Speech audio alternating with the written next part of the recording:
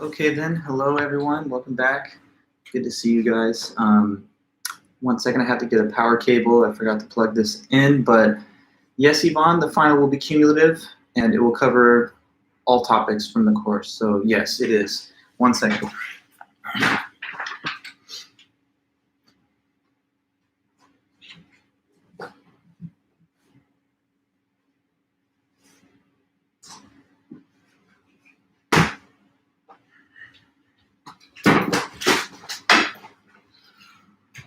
Hi, Danny, Chelsea. Good to see you guys. Tahani, Sunny, Nate, Margarito, Vanessa, Noah, Blake, Danny, Stacy, Edward, welcome back. Just another minute or so to get started things.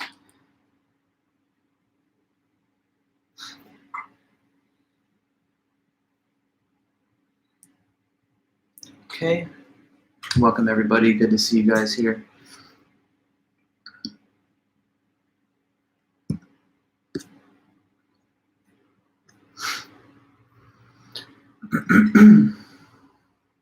Hey, Brenda, Emily, Sophia, Nancy, Dimitri.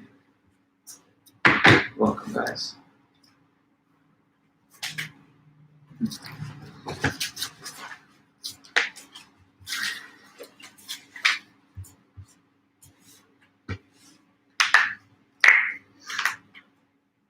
Okay.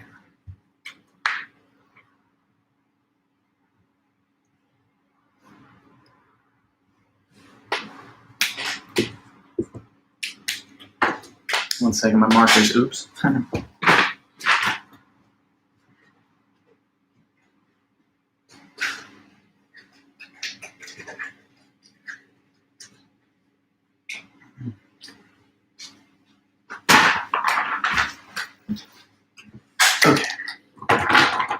All right, guys, great. So it's 1 p.m. Let's get things started. Happy to be here with you guys, and thanks for taking that quiz on chapter 12 the other day. I'll be grading those, and over the weekend I should be able to finish everything, so I'll be able to notify you guys that you can check for your grades on that, and also on homework 3 or anything else in the whole class or your overall grade by the end of the weekend. So that's what I'm looking at. And I also wanted to tell you guys that next thing coming up, there's one more homework assignment and the final exam. So we're down to the last 2 things in the class. You just have one more homework assignment and then the final. The homework assignment, I'm going to distribute the instructions for that after class today, after I finish teaching my 3:45 class. And we're going to stick with that due date that you see in the syllabus, which is Monday, May 10th. So that's going to be what, a week and 5 days, 12 days away from now. And that homework assignment, I'm going to provide like a detailed written set of instructions for everyone that you can find in the titanium announcements. But just to kind of talk to you about it while we're all here, what it's going to involve is that you're going to be asked to watch at least 30 minutes of a news broadcast. So like television news, cable news, or network news. You just have to watch a news program, and then you have to write a report on it. So you're basically going to tell me in your report what the channel was, what the program name was, what time and date that it aired on, and then you're going to create a list which shows me each story that was presented in the 30-minute window that you watched. I'm also going to ask you to keep like a stopwatch or some kind of time measurement device so that you can record exactly how much time was devoted to each story that was reported on during that news segment or that news hour. And then, so one document is just going to be an itemized list which contains that information I mentioned there. The name of the channel, the show, the time and date that it aired, and then a detailed list which contains each story, like a brief 1 sentence, what it was about, and then the amount of time that was given to it. And then separate from all that, you will write a report. You'll write like a basically 2-page report which will critically analyze the quality and content of the newscast. So you're going to basically try to put all of the skills you've developed in the class on display there. It's kind of like a capstone homework assignment. You'll try to find examples of like fallacies, rhetoric, any kind of tactics that could be used by the broadcaster to shape your views You're basically trying to find areas for fair and reasonable criticism and critique. So a successful assignment will be able to point out those kind of things. Therefore, if you found it was easier to watch a certain type of newscast that you could find more criticisms of, then that's probably the right type of show to watch. Sometimes the highly partisan news shows that we see on cable news are often fair game for a range of fallacies, rhetoric, and misleading editing tactics. So anyway, it's going to be critical review of a news broadcast, and you'll have to watch 30 minutes and then write the report like that. Sometimes I know there are students that have not got access to TV or cable or whatever. It does not need to be cable, it could be basic channels, but even if you don't have TV at all, my preference is that it be televised news. But you could, if that's not possible, watch some kind of archived news program that's now been rebroadcasted or uploaded to like a YouTube channel that the news network works with. But it has to be something that was originally broadcast as like a TV show. And really, I think that's about all I can say for now. But that's your fourth homework that'll be due on Monday, May 10th. And so the instructions will be even clearer than what I'm saying here, kind of informally. So it's, critical report and analysis of news media. And after that, it's just a final exam where we will also have a study guide and some review sessions to get you prepared for that test. But okay, just if there are any questions hanging in the air about that or anything you want to say or ask, that's fair. But otherwise, just look for my announcement sent later today, and you can always follow up with me as you're working on your project. Okay, so you basically have like one more homework assignment. That's the news report, and then the final. Okay, so we're getting closer to that end of the semester, which is always nice. Okay, and good to see everybody. I'm glad you guys are here, and it's always nice to be with you. Here's something funny, or I don't know, it's not really funny, but just a little bit of detail for something that happened to me over the weekend. My car, can you believe this? My car got broken into. What the hell? So anyway, someone broke into my car while it was parked in its parking spot, and they broke out the back window of the driver's side, and they took out a nice expensive guitar that I had sitting in a hard shell case. So whatever, I had to deal with that as a hassle, but not too bad really, because I have all kinds of insurance. So insurance covered the guitar, and that's already, they cut a check for the full value of it. And then the car insurance dealt with the vandalism to the window. So that's now in the shop getting repaired, and I have to pay a little deductible, but most of it's covered by my insurance, which is AAA. So homeowners and car insurance came in handy this time. I've been paying into those policies for a long time, never needing to file a claim. But yeah, there was a little, I guess, episode of getting the car broken into.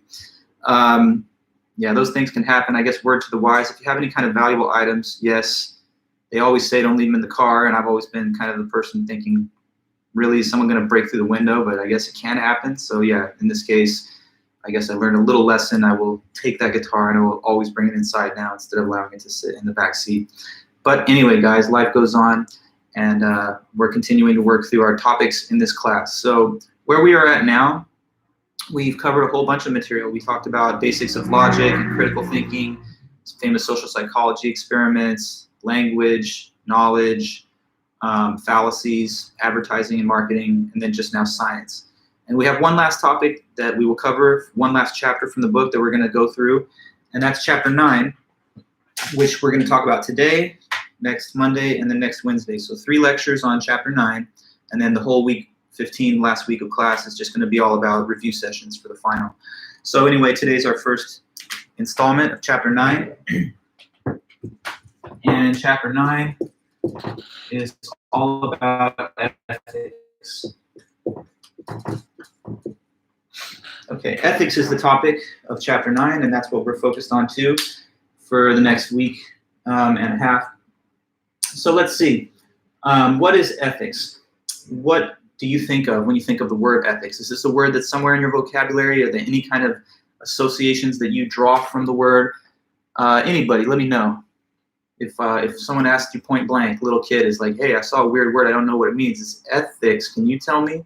And now you're the adult talking to this kid. You're going to tell them that ethics is about what? What is ethics about? Do you have a sense of it? We'll definitely develop it in total detail, but just to get started, where is your current sense of the word? Let me know. Okay, Jay, you're saying morals. Good. That's a starting place. it does have to do with, we could say, morality.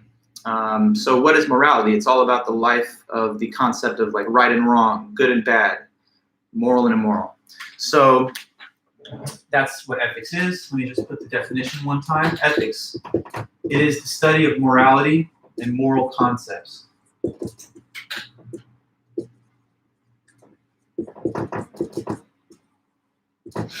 Okay, so ethics is the study of morality. What's right and wrong? That's correct. What's good and bad, right and wrong. Some people think that with ethics, it's just totally subjective. Each person has their own kind of moral code or what they were brought up to believe in or the values that they were instilled with in terms of what they think is right or wrong.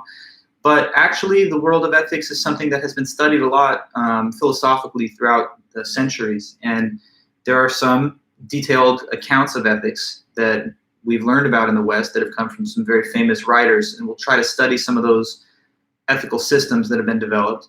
And we'll also just talk more broadly about the concept of ethics overall. So ethics is the study of morality. Let me try and provide a little list here of concepts that we can discuss together. What do you think are like some moral concepts? Okay, so the way I think I'd like to list these points are in terms of like binary opposites, okay? So some of you have already put a couple of these things in the chat, which is good. Diego, you've talked about the distinction between morally good and morally bad. And so that's like one pair of moral concepts that are contrasted with each other. Good versus bad. And Micah, you say right and wrong, and that's also a moral distinction. People talk about what's morally good, morally right, morally bad, morally wrong. So there's also right versus wrong. So along the same lines, can anybody think of another pair of terms that express like kind of moral opposites? There's more than just these two, so I would love if anyone has a sense of others. There's good and bad, right and wrong. Anything else comes to mind? Sort of like parallel synonymous distinctions like these. So can you think of others? Let me just see if you can, and then we'll figure that out. So we have a couple to get you started here. Just kind of grease the wheels a bit. Good, bad, right, wrong. There's also the difference between what and what, another case. A moral distinction between like the positive and the negative side. Like what's another case? Or you're stumped. You're like, I thought that was it. Good, bad, right, and wrong. No, there's more. Just think a little bit. Give me another example. Okay, so things we should do versus things that we should not do. That's fair enough. Good, Yvonne. So I'll put it this way. What one ought to do versus what a person ought to not do.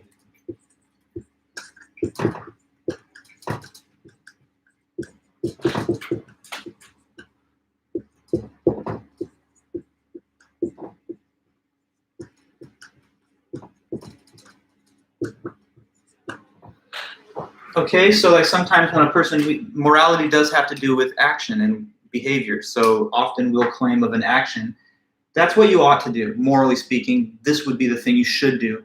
Or we are sometimes advised against a bad moral decision or action. No, you should not, that you ought not to do that. Morally speaking, that's wrong. So good, bad, right, wrong, what you ought to do, what you ought to not do. Yvonne, I know you gave me a suggestion, but there's so many others. Can anybody else think of a moral distinction like between the good and the bad side? Because if you can't, I mean, I have more that I could just throw out there, but I think so many of us are around.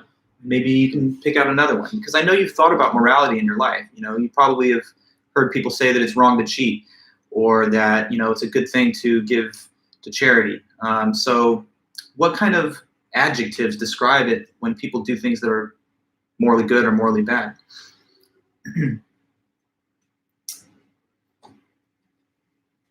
Okay, well, let me try and supply a few. What's the opposite of the word moral? Moral, as opposed to, what's the other thing that's the opposite of that? Tell me that. You know, when somebody did something good, you could say that was a very moral thing that the person did. They acted in a moral way. But if they did something really bad, we would describe it with the opposite way. Well, what's that? moral is opposed to what? Immoral. Yes, there you go. Correct. Moral and immoral.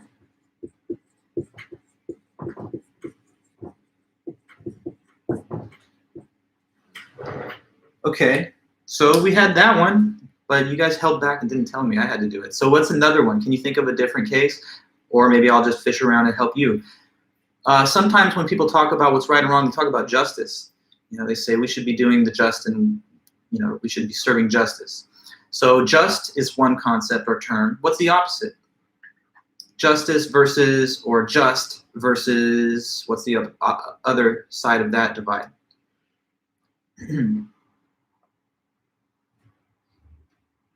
There you go, justice versus injustice, or sometimes just versus unjust, okay?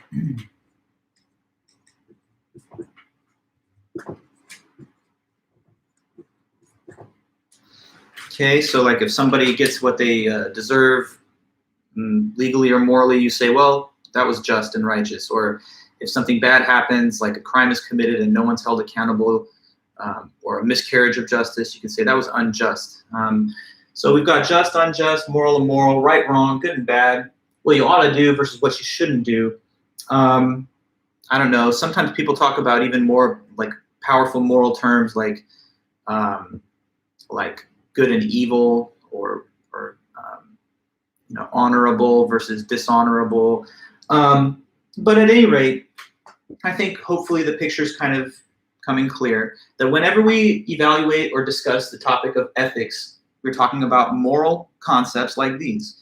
So to judge an action or policy or decision to be good or bad is to engage in ethical reasoning or moral reasoning.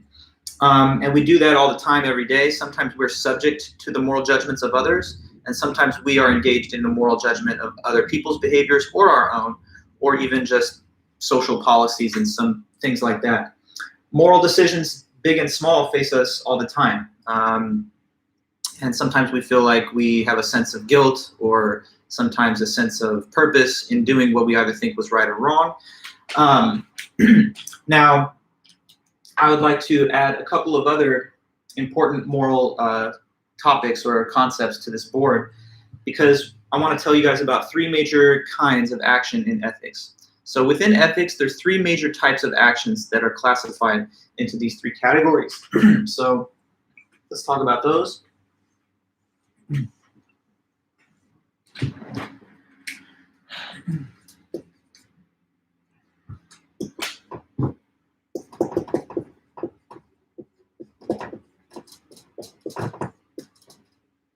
Three types of action in ethics.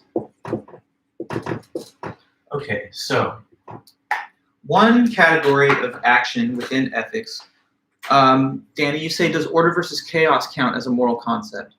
I don't know, because order can be imposed by like fascism, right? You can have a dictator like Kim Jong-un or something who establishes a kind of order, but nobody has freedom. So I don't know if it's necessarily aligned. I mean, obviously, if you think order is like law and order and people like not violating the rules, and chaos is just like everybody like looting and pillaging and raping each other or something, then I guess I could agree with you. But some people might argue that an overabundance of order where people do not have freedom could be contrary to what's morally good. So I think it's a little more complex than just saying order is good and chaos is bad. But I take your point, and I do think that there's some kind of morally relevant distinction that you're trying to point to. But just understand that like sometimes freedom is a little bit messy, right? When people have freedom and liberty, they might do things that we don't like for them to do, but we agree to the principle that people should have a certain degree of liberty. So would it be more orderly if people, if there were like heavier penalties for people committing like petty theft? You know, you get put in jail forever, and that's like super orderly. But people might live in fear all the time that the legal system is too punitive. So I just want to say there's a little bit of a room for interpretation of whether order is always good or whether chaos is always bad, at least in some individual cases. So hopefully that's not too complicated of an answer. but I had to make it a subtle, nuanced answer because it's a tough question. Is order always to the good? Is chaos always to the bad? Usually, I would agree, but perhaps there are some that could reasonably argue that there are exceptions to that. Anyway, though, thank you, though. That's a good question. I wanted to go through these 3 types of actions in ethics. Okay, so first of all, some actions are classified under the label. Yeah, correct. Thanks, Danny. Yeah, so one of the actions that one type of action in ethics is those that are labeled morally impermissible.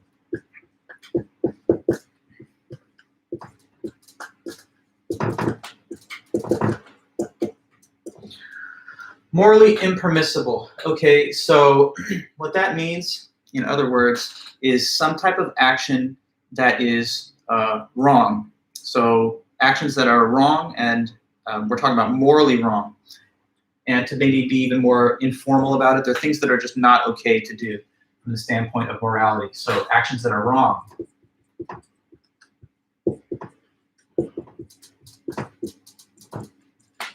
And sort of like AKA, they're not okay to do.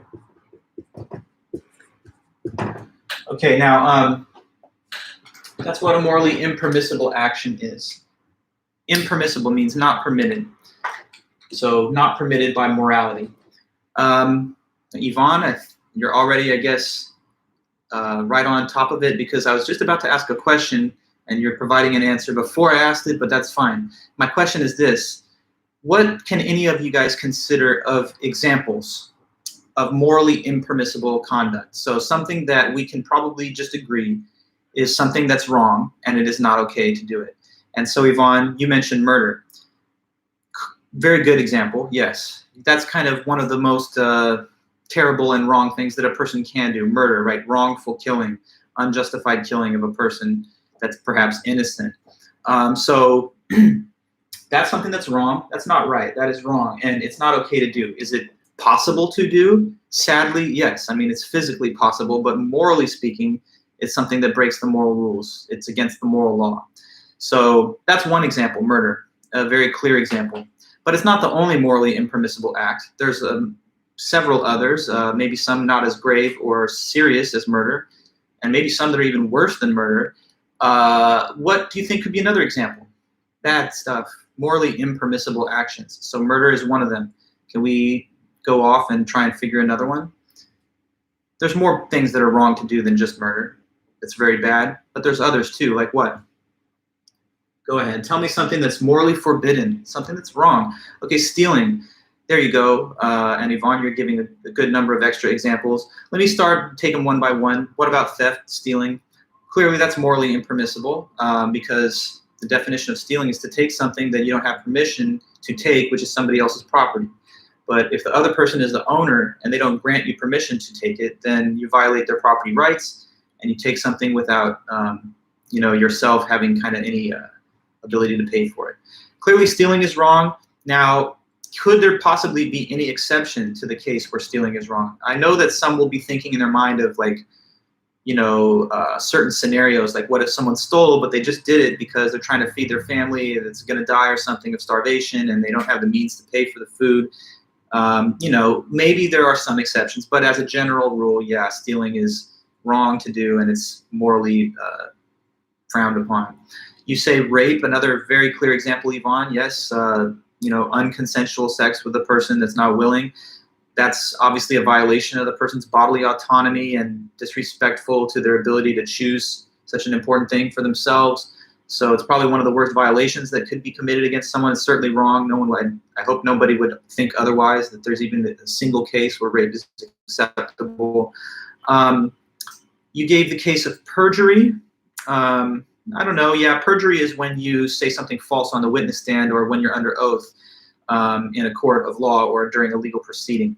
Now, I understand perjury is a violation of law, but, and yes, for the most part, we would think it is wrong to perjure because the law has the function of trying to discover the truth and to establish kind of good order in society. But could there be an individual example where there's a corrupt legal system and the crime that someone has been accused of is being gay, or something, in certain African countries, there are laws that say that's a punishable crime. You may say that even though that's the law in such a state, that if a person perjures themselves on the stand trying to avoid the penalty, they're really not doing anything wrong because the law itself is unjust and invalid. So, I mean, yeah, I want to try and get you to understand the nuance there, Yvonne, because even though we, I think, repose a certain degree of like rational and moral confidence in our own legal system, there's always room for criticism of a legal system, and it's possible that some people could be entrapped within a system that is itself immoral. But I like your examples, and so we could talk about other things. What about just lying informally, not necessarily in a legal context? They do say you should not lie. I mean, that's a moral truism. It's usually not to be regarded as a good thing. People don't go out there and say, I'm an awesome, morally righteous person because I lie every day. At the same time, though, as before, we can imagine, I think, possible exceptions to the overall rule that you should never lie. What if you're lying to make someone feel better? They asked you, did you like this meal that I cooked? You thought it was disgusting. But you don't want to tell them the truth about how you really felt because that's going to hurt their feelings. Just to make them feel better, you tell a little white lie. Or in some cases, you might want to protect somebody who's being persecuted. And so, someone that's stalking them says, where are they at? And you know where they're at, but you say, I have no idea. That might be also a justified act of lying. But I'm just pointing out the possibility of some like gray area cases or counterexamples. Okay, whether it's lying, stealing, murder, rape, even worse things, genocide. There's a whole bunch of stuff in this world that's wrong to do, but that people do anyway. It's morally wrong, morally impermissible. So when you're thinking of actions that fit that bill, you're talking about this category. But it's not the only category. So as we go to the next, the kind of reverse, the flip side of morally impermissible are actions that are morally permissible. Okay.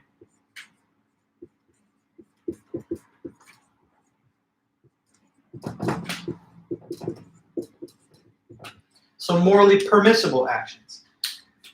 I will ask you, could you guess the definition of this? Because it's really like just the reverse or the converse of this. So think about it. If morally impermissible things are actions that are wrong and they're not okay to do, then what do you believe would be the proper definition of a morally permissible action? So these are things that they're different from the impermissible category. How do you think we could put it? So morally permissible actions are actions that are what? They're permissible. So they are therefore what? And then I'll go ahead and finish it out, but I'd like to see you think it through a little bit. So morally permissible, what could that mean? Just using common sense. Because you know what impermissible means. And since this is the reverse, perhaps that'll give you the ability to say. So what do you think?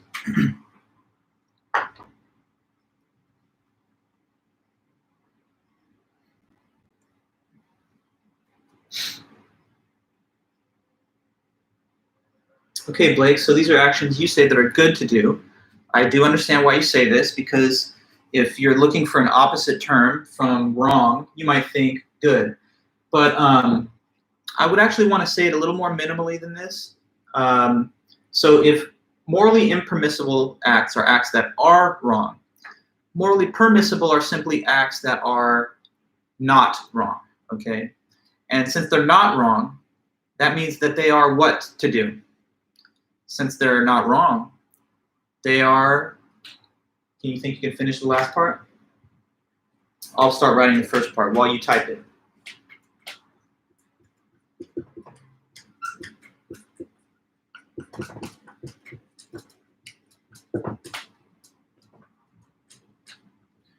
And they are okay to do. Thanks, Dan. Yes. So here's why I only slight different wording there, Blake, when you say good to do, and I just said, well, let's put it as not wrong. The reason I say that is because when you think of the word good or even right, you think of something that's like righteous or virtuous or even that might involve a certain degree of self-sacrifice. So like, if you volunteer at the homeless shelter, then you're really doing something right. You're doing something that is good. And those are morally permissible. All those things that are right and good are morally permissible. But what is also morally permissible are those little daily actions that all of us take that don't necessarily improve anyone's quality of life or provide a benefit to anybody, but they're also just not subject to moral criticism. They're things that people couldn't say of you, shame on you for doing that, and that's wrong. So, you know, helping an old lady cross the street who looks like she needs someone to walk with her, that's morally permissible. But so is, well, let me ask you, what do you think are some other random things that are morally permissible? We talked about examples of impermissible, and you guys had some good ones: murder, stealing, you know, rape, whatever. What do you think could be some morally permissible actions? And let me say this as you're thinking. I would argue that you're going to have no problem giving examples because you're a good person, right? So that means that like almost 100% of your own actions are right there in that category. You're not doing too many wrong things, I hope. So tell me, what are some things that are not wrong and they are okay to do? And if you can't think of them, then that makes me a little wonder, like, are you having trouble staying on the right side of morality? Hopefully not. So what do you think are some morally permissible things to do? Kind of the hint, it's almost everything. It's a lot of things. It's all kinds of really regular things. So let's see if you can give me some other random examples. Okay, so Yvonne, you say intervening when you see that someone is going to be attacked. Fair enough, sure. Like if you had been one person that was hearing Kitty Genovese getting murdered and you had picked up the phone to call the police in a timely way, then her life might have been saved. So intervention into a attack, that would be a good case. But Dylan, I like the way you put it too, brushing your teeth 3 times a day. So that doesn't necessarily, it's not like an act of noble self-sacrifice like what you've given Yvonne, but you know, it's also not wrong. No one's gonna look at you brushing your teeth and be like, shame on you, stop that, what the hell? That is disgusting and immoral. It's nothing wrong with that. There's, you know, it's not harming anybody, it doesn't victimize anyone, and so it's totally morally permitted. Cleaning up after eating, there you go, another good example, Danny. Like doing dishes and stuff, no one will say this is immoral. So all I wanted to mention here is that, you know, if you try to feed the homeless or donate blood or work at the hospital as a nurse's orderly assistant, any of these things are morally permissible, but so is like, let me give you this weird example. Listening to the teacher when they're talking, sure. Actually, sorry, Danny, shame on you, that's wrong, no kidding. Obviously, it's nothing immoral for you to be a student right now and take this class. And there's nothing morally impermissible either, I guess, for me to teach it. So we're fine moral-wise, at least in this case. Would not brushing your teeth be morally permissible? I would say so also, Dylan, because after all, if they are your teeth and you don't want to be so hygienic and safeguard your own dental health, then I suppose it's within your prerogative to take whatever associated harms and risks come from that. So I guess as a person that wants to have freedom, you might say, well, if I choose to use my freedom to be kind of like little bit unhygienic, it may be something that's not prudent, but it's not really evil or immoral. It's just kind of like not in my own best interests, you see? Kind of like if I don't exercise, you know, if I just want to be a couch potato, I don't really do anything to keep my health in top gear or whatever, maybe I'm not doing myself a service, I'm not really helping myself with being ideally healthy or fit, but it's also not really evil or immoral because it doesn't harm anybody else. And with respect to myself, I guess I'm at liberty to do things that don't tend to my own advantage. What I'm not allowed to do is to do things that disadvantage or harm other people, because I have a right, I guess, to not care about my own health, but I don't have a right to undermine your health or something like that. So I would not see this as impermissible, no. But it is a little gross, yeah. Let me throw out this at you, okay? So in my own apartment, I'm always gonna sleep in the bed in the bedroom, right? That's what anybody would do. But what if one night, for whatever weird reason, I said, you know, I want to change things up. I want a little change of setting. So what I'm going to do is I'm going to roll out a mat in the kitchen, and I'm going to sleep in the kitchen floor. I'll be right next to the fridge if I need a drink during the night or whatever. Is that morally permissible? Just give me your sense. Is that something that's okay to do? And it's not morally wrong? The question is, if I sleep in the kitchen tonight instead of the bedroom, is that okay?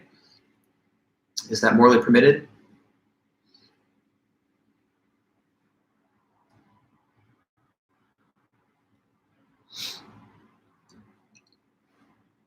I mean, it shouldn't take too much thought, right? I mean, don't you have common sense? Is that impermissible morally? Is that wrong? Margarito, no. Oh, Vanessa also, no. It's certainly not wrong. I mean, why are you saying it's wrong? Can you give me your reasoning? Why would you think that's wrong? It's not wrong. What could be wrong about that? It's my kitchen. I live here. It's my business, isn't it? If I want to sleep on the floor, maybe I'll get a little bit of I don't know, maybe it'll make my back hurt a little bit, but it's my business, it's my apartment. It's not going to hurt anybody else. So what I'm doing behind closed doors, as long as it's not going to harm or compromise anybody else, I'm permitted to do that. I'm still interested though, Margarito. Why? Why do you think this is wrong? I've never heard anybody say that. How could that be wrong? It's not like killing a person. Oh, yes, that it is morally permissible. Okay, well then I guess we're on the same page. But anyway, yeah, I'm just giving you that random example to point out that there's all kinds of stuff that doesn't necessarily create any benefit, and it might even not be a benefit to me, but it's also not immoral. If I want to walk down the street wearing a chicken suit or whatever, you know, that's probably an odd fashion choice, and people might laugh at me, but nobody, I think, can say this man is evil and what he's doing is immoral. So morally permissible actions are just things that are not wrong, and they are okay to do, which includes a wide variety of cases. It does include things that are of noble sacrifice, but it also includes things that just don't hurt anybody. One more question. What if I take this watch right now that I bought, that is mine, my property, and I just put it on this table and smash it to bits with a hammer? Is that morally permissible? I would say so, even though it's not at all a benefit to me or to anybody, just because it's my property and I'm entitled, I guess, to do whatever I want with my property, even if I wanted to do something with it that would be totally foolish and pointless. Okay, so morally impermissible, wrong things that are not okay. Morally permissible, things that are not wrong, that are okay. Now there's one more category here, and that is morally obligatory actions.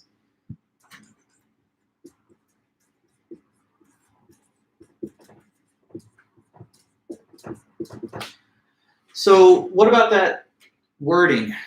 Based on the wording itself, maybe you have a guess. Morally obligatory actions. So these are actions that even go beyond being just permitted.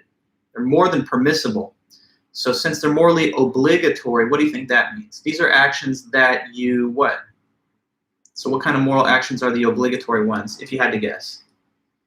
Let me know.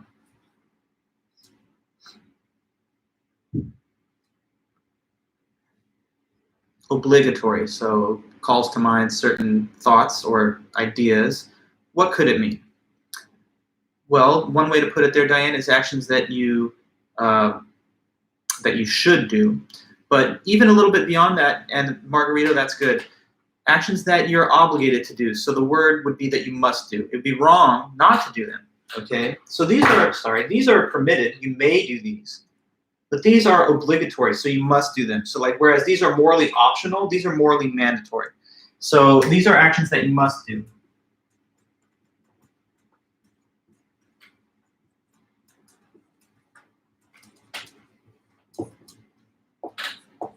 And they would be wrong or not okay to not do.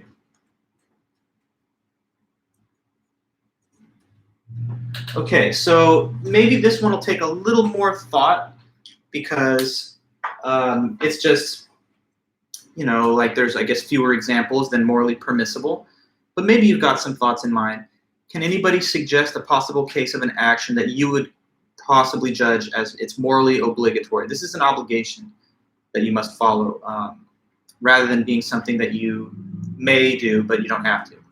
Yvonne, what if people have different views on permissibility, like the Amish religion? Oh, we will talk about all of that, yeah. So there's different views, for sure, but the categories themselves exist, and those are the categories into which a person will add further detail based on their own moral code. So like if you're an Amish person, then you're going to assign actions into these categories based on what you think the religion is telling you. So like if the religious scriptures and interpretations of Amish people say that wearing like a watch is wrong because they do think that because it's modern technology, then according to their moral perspective, that's morally impermissible. But many of us are not Amish, and so we will have different moral perspectives on that. And we'll talk about the moral theories that add further detail as to what classifies an action into the different categories. But not every moral system is identical. So what the Amish believe is right, wrong, and obligatory could be different, yes, from what other communities of ethical system will believe. But I still have yet to hear any examples. Can someone tell me, or try to tell me, what could be a morally obligatory action? What do you think? So something that you really must do, and it would be wrong if you didn't. And now that's not like me sleeping in the kitchen, is it? Because me sleeping in the kitchen is morally permitted, but I don't have to do it, obviously. It's not that if I do otherwise, I've done something wrong. So that's just morally permitted, but not obligatory. What do you think is something a little more like it's a mandatory thing, it's a moral requirement?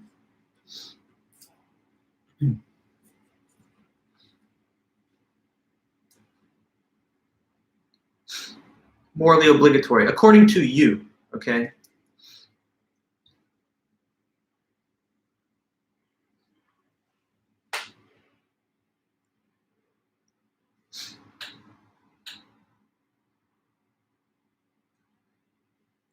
Just got to think and just say something. Something morally obligatory.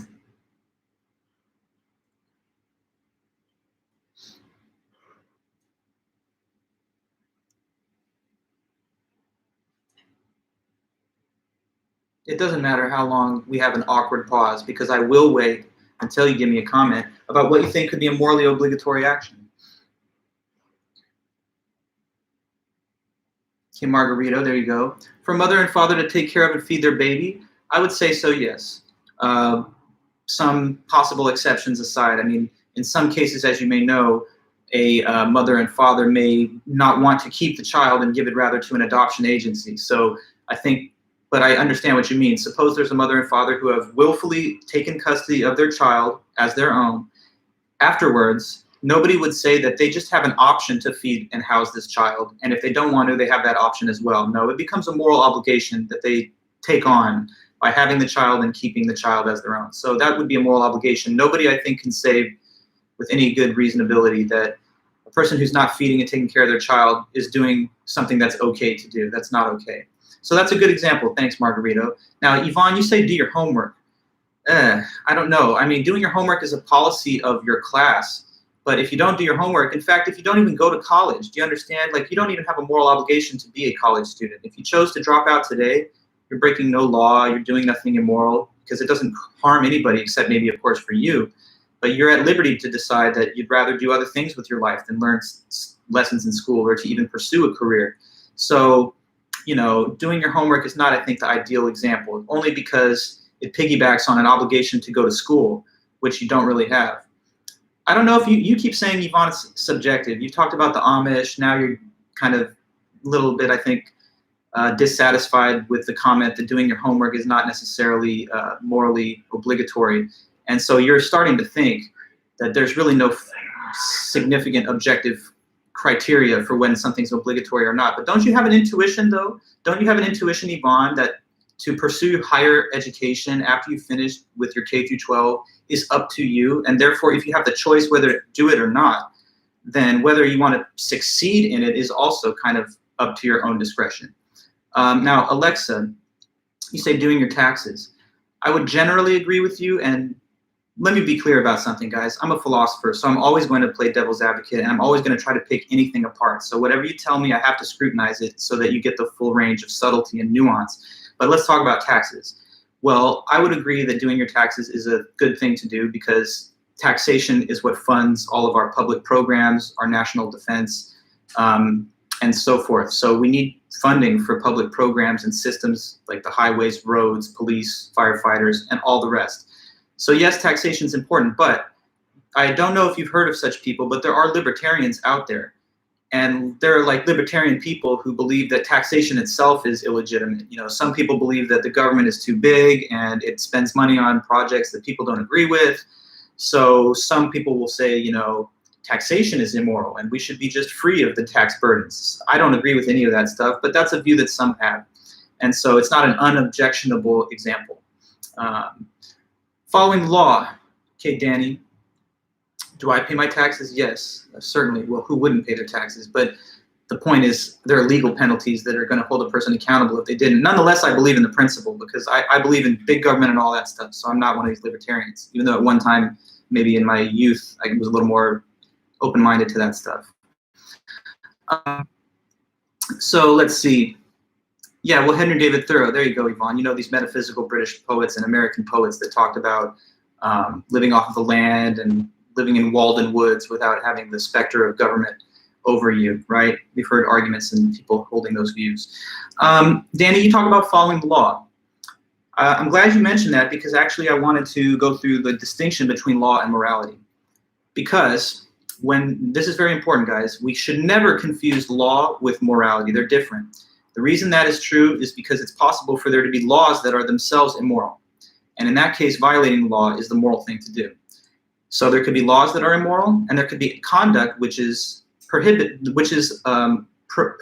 under the law that's immoral. Okay, so like here's some examples. Can any of you guys think of any kind of social institution or practice that existed at one time and was legal, but we would probably agree, at least in hindsight, that that was always wrong to do, even when it was legal? So can you think of any institution that was at least at some time legal, but presumptively it was wrong for people to have this institution and to have this legal standard? Can you tell me anything in world history? Okay, so there you go. Anna, very good example. Slavery. I was thinking of slavery, as you guys probably understand, and then the Jim Crow laws and forced segregation that followed after the era of slavery.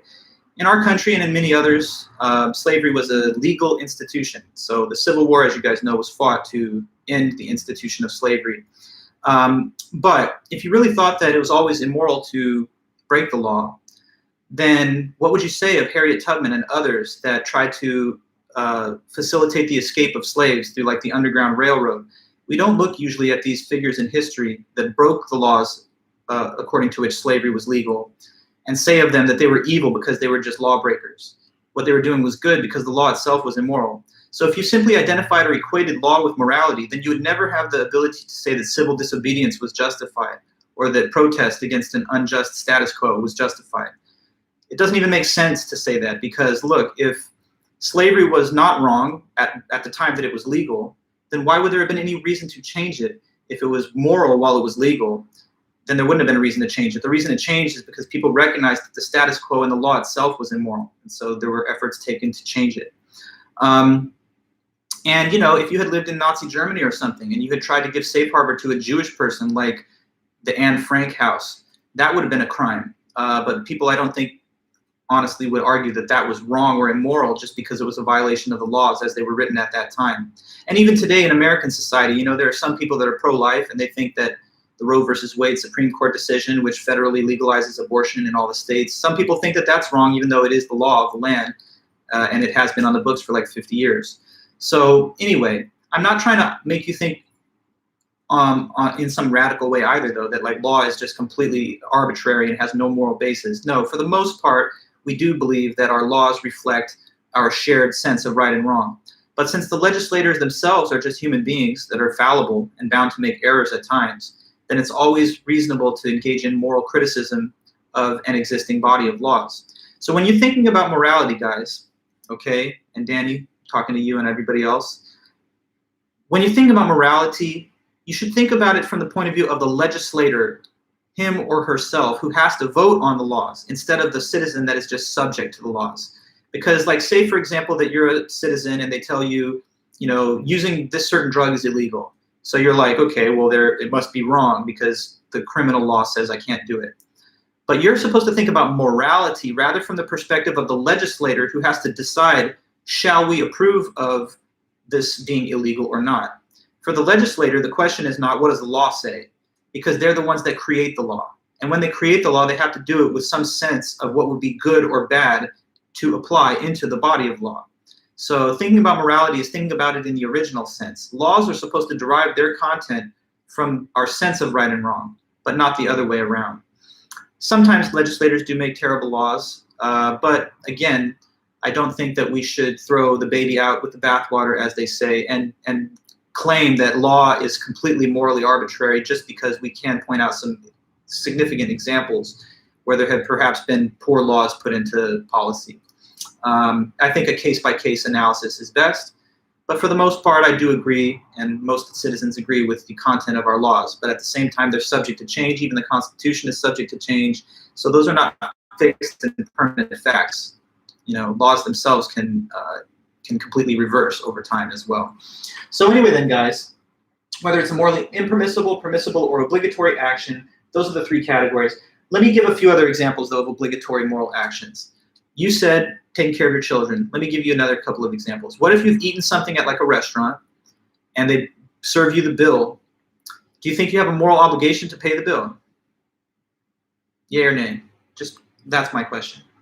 is it morally obligatory to pay the bill when you've taken a service, like, for example, eating food that someone has prepared at a restaurant?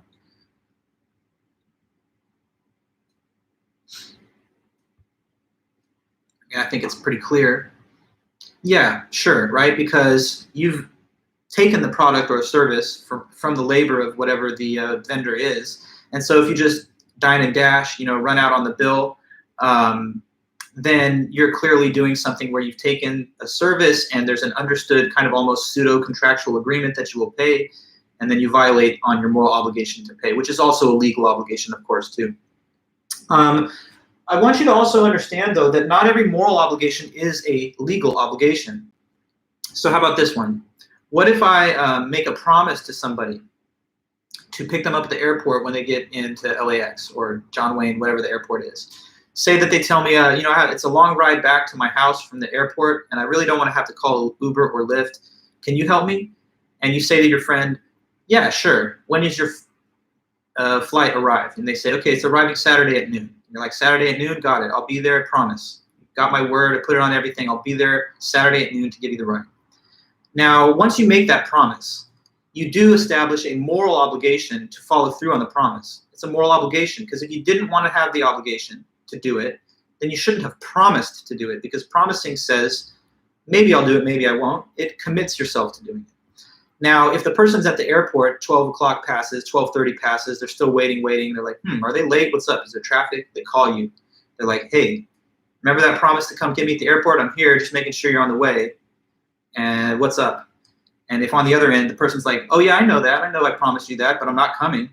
I just said that to kind of force you to get stuck at the airport. Now I'm laughing at you. You're a loser. You count on my promises. Ha ha. Sucks to be you. Hang up. Now, if you did that, would that be a violation of a moral obligation? Yes. But here I have a follow-up question. Would that be breaking the law?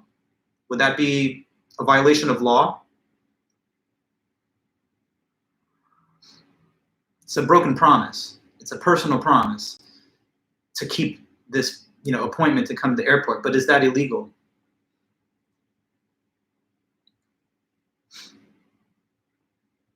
I would hope we would know this one. Is that actually a crime? Yeah, it's not a crime, certainly. That's correct. It's not a crime at all. It's a violation of a personal agreement with someone, but it's not a contract. It's not like I signed a legally binding contract and now I'm liable for a violation of the contract. So if the person on the other end is like, oh yeah, well, you think it's so funny that you broke the promise? I'm calling the cops. You're gonna have to deal with the police now. There's no such thing, right? So that's a violation of a promise. It's a violation of a moral obligation, but it's not a violation of law. So again, I'm trying to mention that sometimes there could be moral obligations that are not required under law, and sometimes there could be things required under law that some people don't think are morally obligatory. Like, I don't know, in the draft, there are people that have religious objections to fighting in war, like Quakers and certain denominations of Christianity. And to those people, even if the law says I have to go and sign up at the recruiting office when I'm drafted into the Vietnam War, that's a moral obligation. Sorry, that's a legal obligation, but I don't see it as a moral obligation because I have a higher calling to God who says I'm not supposed to fight in war. So anyway, just showing you the complexity of the moral landscape and how sometimes we can see actions that are morally obligatory but not enforceable under the law. So I said making promises, marriage vows would be another case of a moral obligation, but not in every state a legal obligation to remain faithful to the partner. Paying for food that you've ordered. And one more thing. Well, there was also, as you said, taking care of children that you've taken in and taken custody over. Here's one last thing I want to say about these things on the board. There's a logical relationship between this category and this category. And here's what I mean. Not doing what is morally obligatory, right? So not living up to your moral obligations is what? Like if you break a promise, so that's violating a moral obligation, that action of breaking the promise is morally impermissible. So you understand, like when you don't do what you're obligated to do, that's wrong.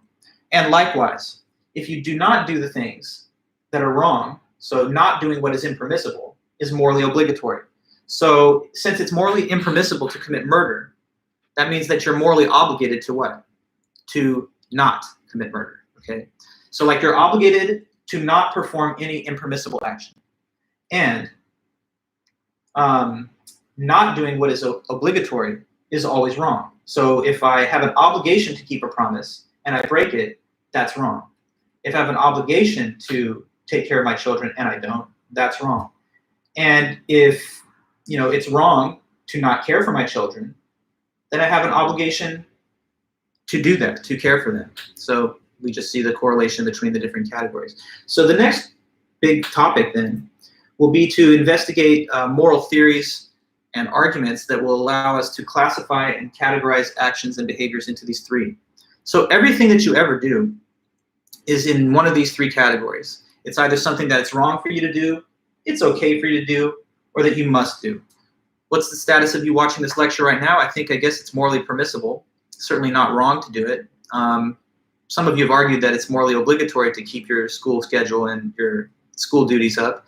I suppose there's a reasonable argument for that, but it depends on the prior assumption that completion of school is itself a moral obligation, which I guess could be argued. Okay, so now that we have at least a little bit of the lay of the land on morality, we're going to proceed further through the chapter and all the notes. So we're going to examine the connection between morality and personal happiness. We'll try to distinguish between moral and non-moral values. We'll learn about what the conscience is and how that affects our moral decision-making. And we'll talk about the stages of development of moral reasoning. So what is moral reasoning? Let me put that definition up on the board. That's also included in the book.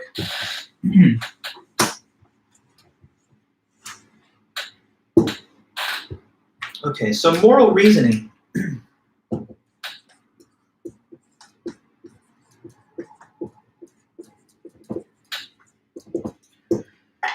The basic idea of moral reasoning is whenever you make a decision about what is right or wrong, or about what you should or shouldn't do. Okay?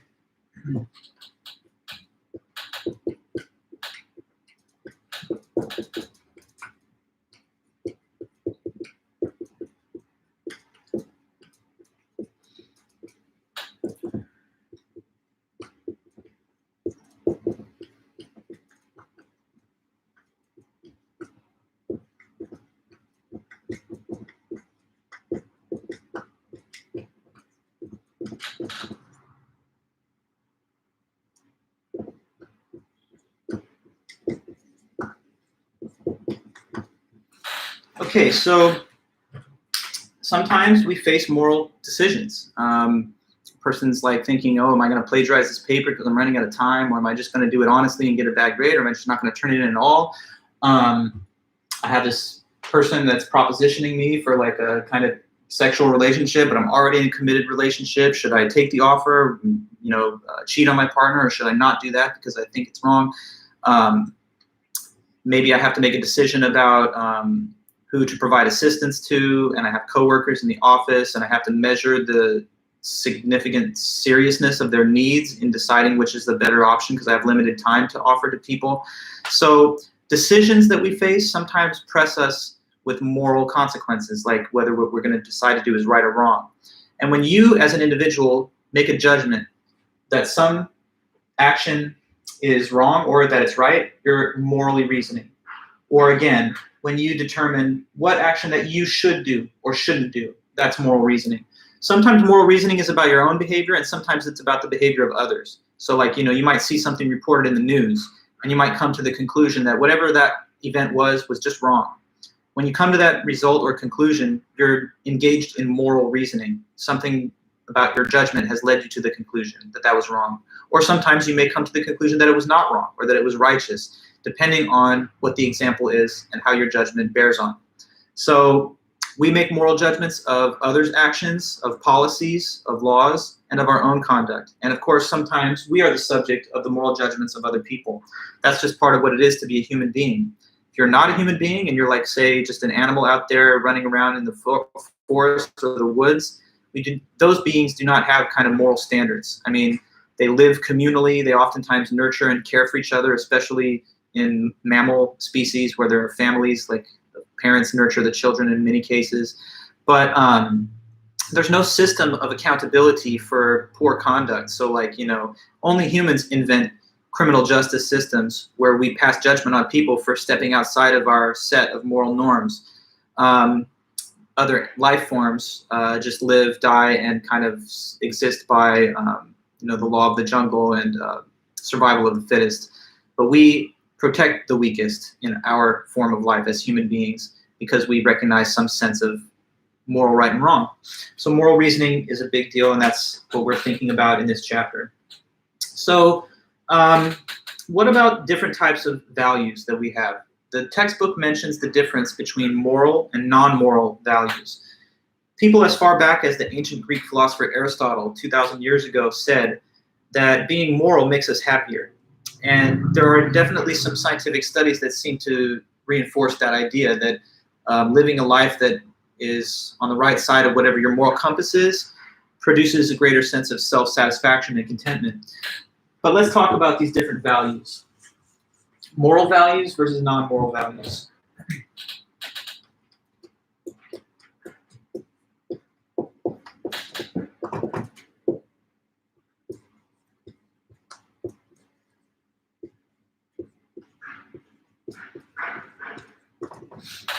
Okay, so moral values.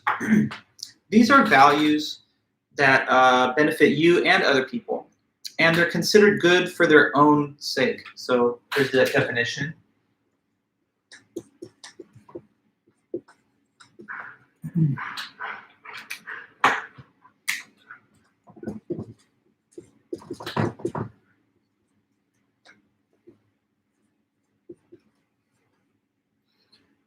Benefit you and others, and are good for their own sake.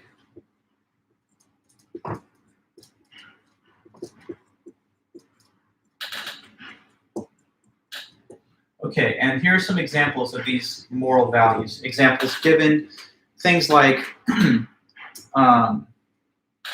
altruism, compassion, forgiveness, justice, and we could add more, but just to give you a little sampling. So moral values. The values that you have motivate and inspire your actions and decisions. And moral values are the values within you that when you display them and show them in your behavior, they benefit you, but they also benefit other people, not just you. So they're not just self-centered, but they're beneficial to others. And they are also considered good for their own sake, meaning that they're good whether or not they actually produce any kind of productive outcome. So thinking about these values that you see here, for example, forgiveness. If you hold forgiveness as a value, that means that you're willing to let things go so that a person who maybe did something wrong to you can return to like a friendly and civil relationship with you. So to like relinquish your feelings of, what's the right word? Hostility towards the person, to let go of your feelings of disappointment or anger at the poor behavior that they showed to you. Now, when you're forgiving, the benefit is certainly there for you because you no longer have to carry with you this kind of vendetta against another person, and you don't have to live with the kind of persistent feelings of rage, anger, and hostility that comes with not being able to forgive someone or bearing a grudge.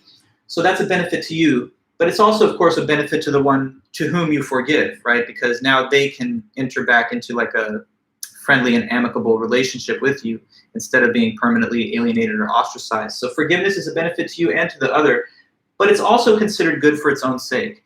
And let me explain that. Is it possible for somebody to forgive somebody else and for that person to still betray them again?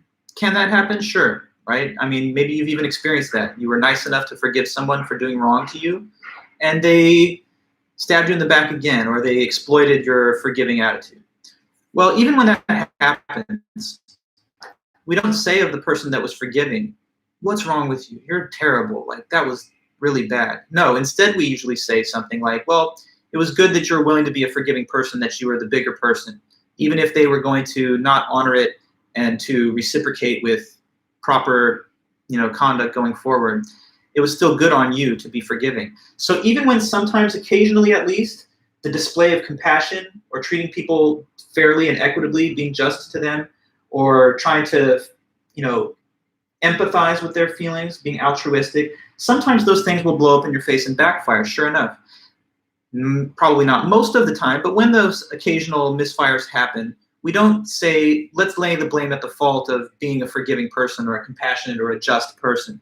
We say that, sometimes, even with the best of intentions, things won't work in your favor, but that does not eliminate the value itself of just having that disposition or tendency. So you understand, it's still good to be given towards forgiveness, even when sometimes it doesn't work out to make things better for everybody.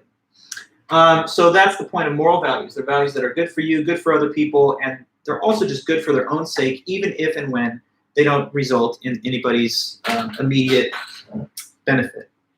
Now, non-moral values, by comparison here, these are values that are a little bit more like goal-oriented. So these are values that are desired, they're goal-oriented, and they're desired as a means to an end.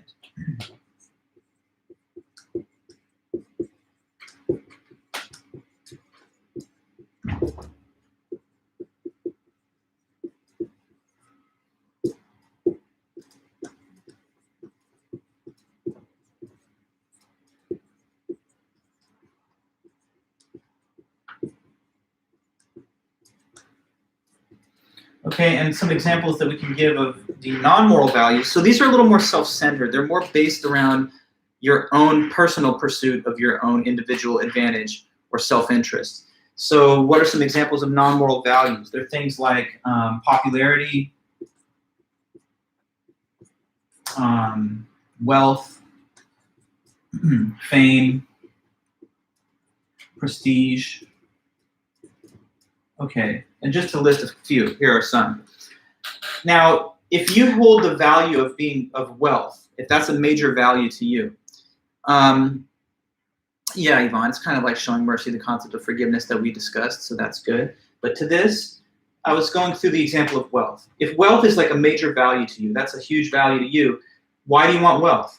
Well, you want wealth because it's a means to what goal? To the goal of being personally happy, right? So you're pursuing your own personal happiness by trying to accumulate wealth because you think the wealth will give you purchasing power and financial security, which makes your life easier and happier. So you want wealth, but you only want it as a means to the real goal of personal satisfaction and happiness. And the same with popularity, fame, and prestige. You want to maybe be popular, but because you think that's something that serves your own self-interest and makes you better off and happier. Or you want to be famous or have a well-recognized reputation, again, because it conduces to your own self-interest.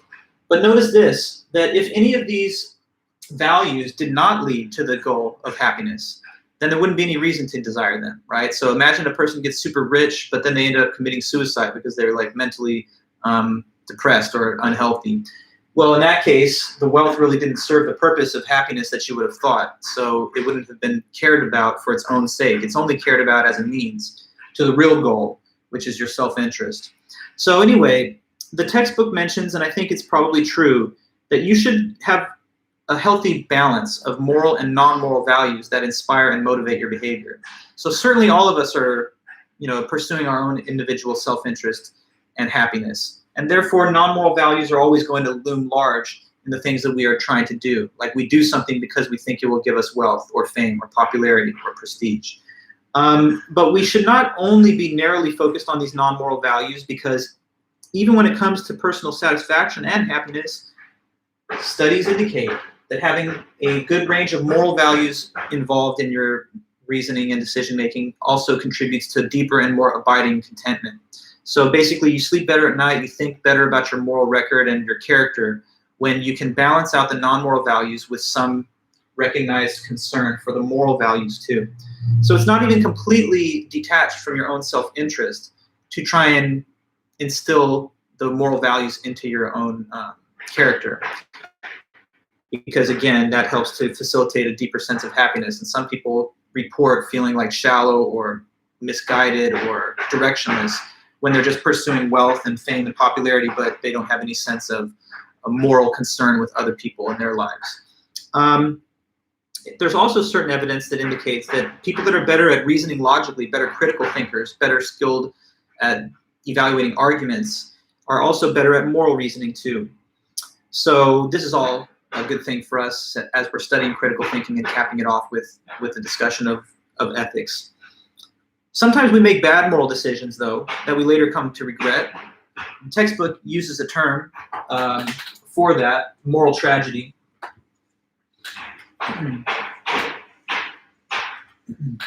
So just to list the terms as we see them in the book in the order they occur. Moral tragedy, simply when a person makes a bad moral decision that they later come to regret.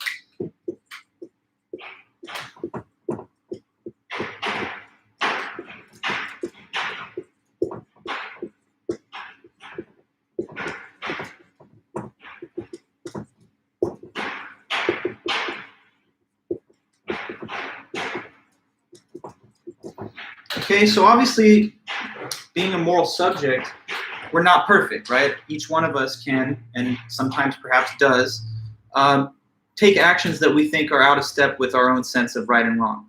Sometimes we're tempted to poor moral decisions. Sometimes we are influenced by others who maybe want us to be open-minded to doing actions that contradict our own moral compass. And when we do those things, and moral tragedy occurs, and whatever the case may be, we are directed towards the feeling of regret by what's called the conscience. Okay, so what is this conscience?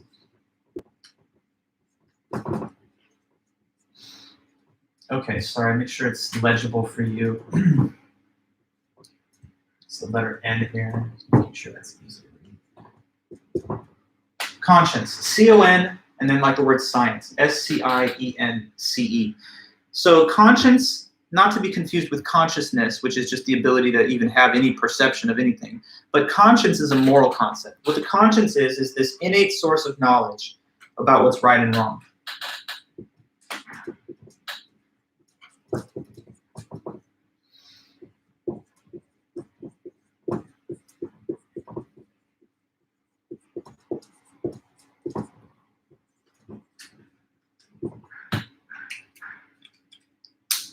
A little dull about what is right and wrong.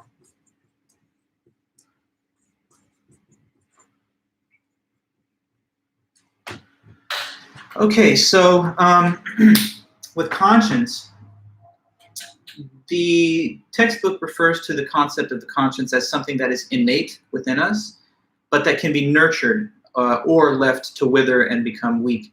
So it's kind of like other things in the human form of life, like language. Okay, as we all know, by the time we're adults, normally functioning adults, we can use language, the language of our native tongue. And but when we're born, we can't speak language yet. We come out of the womb and it's just goo goo gaga, a bunch of crying, and there's no language yet. It takes time to develop. You have to be exposed to it by the environment around you and community of language speakers. But if you don't gain that initial early life exposure to a linguistic community, then even if you have the ability to learn language, it never fully develops. There have been some very odd cases that you can research of children that grew up in the wild, like raised by like a pack of wolves. This has actually happened, as strange as it is. And in this one case, a young girl was found in the wild that had never learned human language because she had just been abandoned to like live in the wild with animals. And even though she was not mentally disabled or didn't have any cognitive disability like Down syndrome or anything, they got to her so late, you know, as a like 7, 8-year-old, that they could never teach her language. She could just never really master it. So it's sort of like this with your conscience, right? We're all born with the kind of native ability to determine right from wrong. But if it's not properly nurtured by your early moral education and the influence of your environment, then it may not develop properly. And of course, there are some people, sociopaths and others, who don't seem to have a properly functioning conscience. And those are the kind of people you really want to be afraid of, because it seems like they could cause harm, death, injury, and not even feel or care about it at all. But we don't want to be like those people, right? So we have a conscience and we should listen to it. Sometimes people don't like to because they think it feels like, you know, guilt or whatever. And you just like to be free of the burdens of your conscience or your guilt. But the conscience within you is just trying to steer you towards the right moral decision-making and actions. Sometimes in like pop culture, we've seen the the like little angel and devil on the shoulders of a person who's trying to make a moral decision. I don't want to rely too much on like tropes from like cartoons and stuff, but the conscience that you have is kind of like the little angel voice within you, if you will use the example or analogy.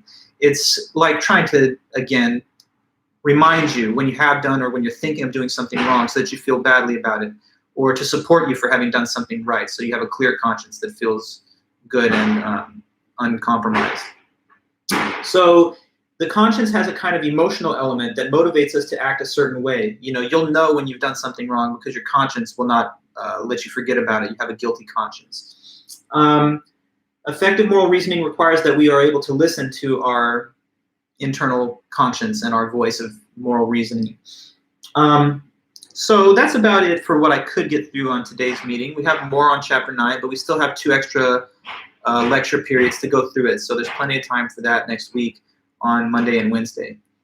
So I guess for the moment anyway, because we're coming close to the end and can break with a nice convenient breaking point before I add new terminology. So are we all good, guys, today? Sorry if you're hearing noise in the background. There's like some work being done replacing gutters right outside of my house here, so that's why there's a little bit of banging, and if you can hear it, I'm sorry. But yeah, let me know. Are we all good to go? I don't want to say close the stream until we get a proper goodbye, so let me know. And then if so, we'll be back on Monday after the weekend.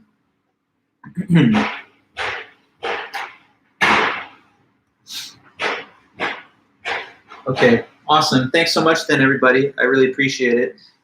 Do read the text, read Chapter 9 and the designated pages, and we're really close to the end of the class, so there's not much more work for you, at least in terms of reading. Okay, then, have a great one, and I'll be in touch. If you need anything, you can always email me. And like I say, I will send the instructions for homework 4 later tonight, and over the weekend, I'll be posting that I finished the grading for the last assignment and quiz. Okay then, perfect. Have a good one, and I'll talk to you soon.